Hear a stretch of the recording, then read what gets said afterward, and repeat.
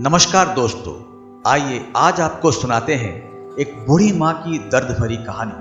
कैसे उसके अपने ही बेटे ने उसकी सारी जायदाद धोखे से लूटकर माँ को मरता छोड़ विदेश भाग गया। आगे बढ़ने से पहले आपसे निवेदन है कि मेरे इस चैनल को जरूर सब्सक्राइब कर लीजिएगा ताकि मैं आपको ऐसी कहानियां रोज सुनाता रहूं। 3 साल हो चुके थे बेटे को अपना घर छोड़कर विदेश में बसे हुए।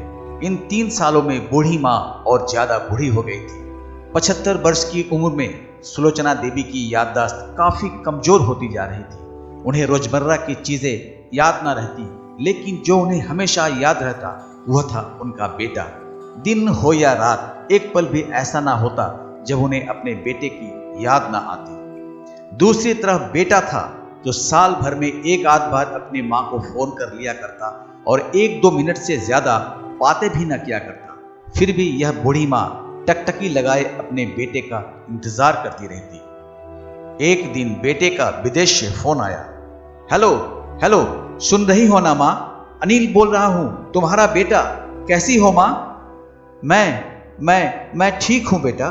तुम, बहू और मेरा पोता कैसा है? माँ ने पूछा। सब अच्छा है माँ। मैं अगले हफ्ते गांव आ रहा हूं माँ, तुम्हें लेने। अब हम सब साथ में ही लंदन में रहेंगे माँ। तुम्हारी बहू कह रही थी माँ को यहाँ पर लेकर आओ, बेचारी अकेली वहां परेशान होती होगी, बेटे ने कहा। माँ की बूढ़ी सूखी आंखें आंसुओं से भीग गई। उसके कमजोर शरीर के नस नस में खुशी की लहर दौड़ गई। बेटे और बहू का अपने प्रति प्रेम देखकर माँ का मन खुशी से भर आया। बेटे ने आगे कहा, माँ तैयार रहना माँ, मुझे ज्यादा दिन छुट्टियां नहीं है। जिससे जितने पैसे लेने हैं लेकर रखना। तब तक मैं प्रॉपर्टी डीलर से बात कर लेता हूं घर के लिए। घर के लिए? मां ने पूछा। हाँ मां, गांव का घर हमें बेच देना पड़ेगा। अब हम साथ में ही रहने वाले हैं, तो वहां पर घर रखने का कोई मतलब नहीं है ना मां, बेटे ने कहा। बुढ़ापे की वजह से ठीक से चलने में असक्षम मां ने पूरे मोहल्ले में घूम घूम कर अपनी इस खुशखबरी को सबको सुनाया। सभी को खुशी हुई। सबको लगा माँ जी के आखिरी दिन अपने परिवार के साथ खुशी से बीत जाएंगे। घर वापस आकर माँ ने अपने घर के कोने कोने को ऐसे देखा जैसे वह अपने दूसरे बेटे को देख रही हो। देखी भी क्यों ना, उस घर को अपने बेटे से कम थोड़े ही समझा था। अपने पति के साथ 40 साल यही तो बिताए थे, लेकिन अब मजबूर थी। बुढ़ापे के आखिरी साल बेटे और बहू के साथ बिताना चाहती थी। दिल पर पत्थर रखकर घर बेचने के लिए मां तैयार हो गई। आनन फानन में बेटे ने घर को आधे दामों पर बेच दिया।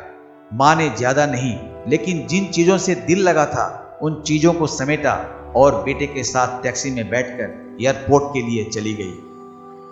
एयरपोर्ट पर आकर बेटे ने मां से कहा, मां तुम यहां बेंच पर बैठो, मैं सामान और बोर्डिंग पास की जांच करा कर आता हूं। वहां वक्त लगता है और खड़ा रहना पड़ता है, तुम्हें तकलीफ होगी, तुम यहीं आराम करो।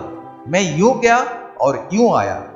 मां बेंच पर बैठ गई और बेटा अंदर चला गया।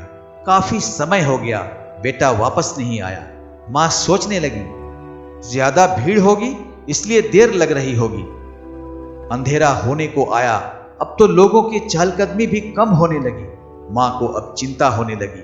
एक कर्मचारी ने आकर पूछा, किससे मिलना है मां जी आपको? यहां पर क्यों बैठी हो? डरती हुई आवाज में सुलोचना देवी बोली, मेरा बेटा अंदर सामान की जांच कराने गया है। लंदन जा रहे हैं हम। क्या नाम है मां जी आपके बेटे का? कर्मचारी ने पूछा। अनिल नाम है मेरे बेटे का, सुलोचना देवी ने बताया। कर्मचारी अंदर गया और थोड़ी देर बाद बाहर लौटा। उसने सुलोचना देवी से कहा, मां जी लंदन जाने वाली फ्लाइट तो दोपहर में ही जा चुकी है और आपका बेटा भी उस फ्लाइट में बैठकर लंदन जा चुका है। अब आपके यहां बैठने का कोई मतलब नहीं है, आप भी अपने घर चली जाइए। क्या जा चुका है? और मैं घर जाऊं? घर? मां की आंखों से आंसुओं के सैलाब उठने लगे। जैसे तैसे मां घर पहुंची, जो अब उसका था ही नहीं, बिक चुका था। वो वहीं बरामदे में तुलसी के पास सो गई। घर के नए मालिक को उस पर दया आई तो एक कमरा किराए से उसको दे दिया। पेंशन के पैसों से खाना और किराए का बंदोबस्त हो जाता था। दिन बीतने लगे। कुछ दिनों बाद घर के नए मालिक ने सुलोचना देवी से कहा, माँ जी, आप अपने रिश्तेदारों के यहाँ पर जाकर क्यों नहीं रहती हैं? इस उम्र में आपके लिए वही अच्छा होगा। अच्छा तो होगा, लेकिन अगर मेरा बेटा वापस आया तो उसका ख्याल कौन रखेगा? मेरा बेटा बहुत भोला है, उसे अपना ख्याल रखना बिल्कुल नहीं आता। मैं कहीं नहीं जाऊंगी, क्या पता कब उसे मेरी जरूरत पड़ जाए, मां ने कहा। दोस्तों, सच बता रहा हूं, मां की ऐसी बातें सुनकर मेरी आंखों में आंसू आ गए। किसी ने सच ही कहा है, पूत कपूत हो सकता है, लेकिन माता कभी कुमाता नहीं होती।